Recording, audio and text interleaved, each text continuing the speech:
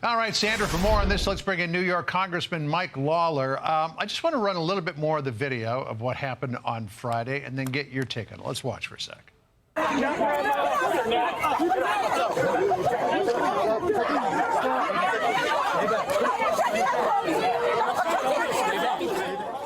All right, so the members of Congress who were there, it looks like a lot of pushing and shoving going on with ICE agents and other federal officials.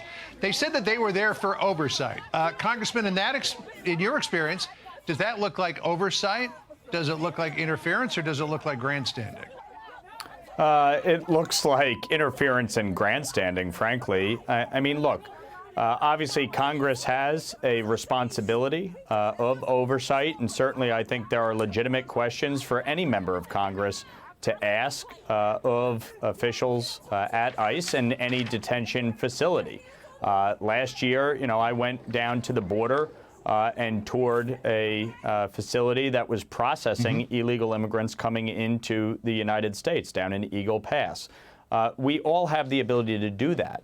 But none of us, especially as members of Congress, should be engaged in any type of physical altercation with law enforcement officials. And in the video, you certainly saw at points members of Congress engaged in a physical altercation with law enforcement officials. And that is just unacceptable. No matter what the situation is, if the mayor was being arrested at that moment, you don't interfere with that. You allow the process to play itself out as we would expect every American citizen or anyone here in this country to abide by a law enforcement order. Yeah, so you wonder who's inside. We've got this graphic of 5 of the people who are inside. One is a suspected MS-13 gang member. 2 actually are. One's a suspected Dominican gang member. One's wanted in Brazil for murder, and one's wanted for the rape of a minor in Peru. And the whole idea of who Democrats are supporting was a topic when you were on Real Time with Bill Maher. And he wasn't talking about this in particular. He was talking about Hamas, the anti-Israel protests.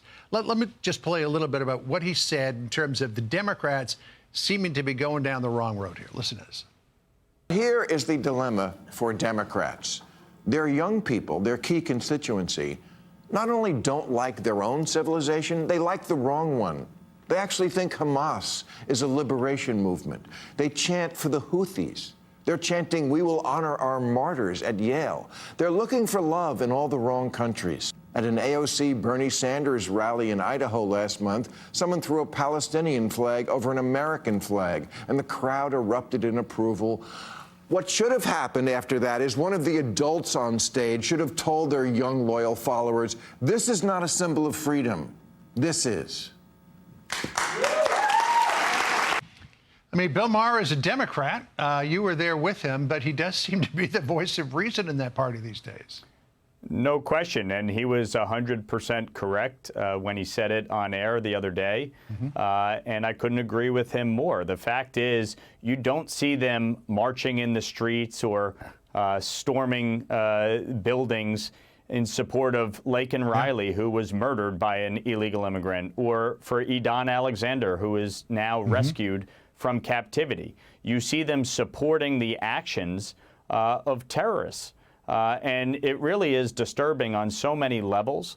The fact is they are fighting for the rights of individuals who have committed heinous, violent acts against American citizens. And, this has been a challenge we've seen across the country in which, frankly, the rights of criminals have been put ahead of the rights of victims. And that's a problem. And that's something that we have seen throughout. Alyssa Slack, a Democrat from Michigan, said recently that she believes that liberals are weak and woke. Bill Maher picked up on that theme. Listen to what else he said here. If the thought leaders in the Democratic Party keep encouraging and not rebuking the idea that America is cringe and the people who run Gaza are great, the Democrats are doomed. Alyssa Slotkin's right. Liberals are weak and woke, especially the white ones, and they indulge all sorts of nonsense from their kids. So talk to your children and remind them, you don't really want to live like your heroes in Hamas. All the you do all day, it was all made in America. Your smartphone, your Grubhub, your freedom to bitch about America. That's all American stuff. You tell your phone you want a milkshake, and a guy brings it to your house. Please, you couldn't survive a week living in Intifadaville. So the suggestion from him there is very, very colorfully is that the Democrats are just completely out of touch with the goodness of America and the way that people want to live in this country and the ideals that this country stands for. That's a big reason why they lost last November and why Republicans have control of the House, the Senate, and the White House. Look, there's challenges, there's issues to deal with, but America is a beacon of hope, of freedom, of opportunity, and yet they are embracing some of the worst actors on the stage, whether it be Hamas or China or other countries around the globe that certainly do not provide for freedom of expression or speech in their countries. So Bill Maher, once again, hit the nail on the head. Yeah, that was quite an episode. You looked like you enjoyed it. I did. I had a lot of fun. Congressman, thanks for joining us. Really appreciate it. Thanks, John.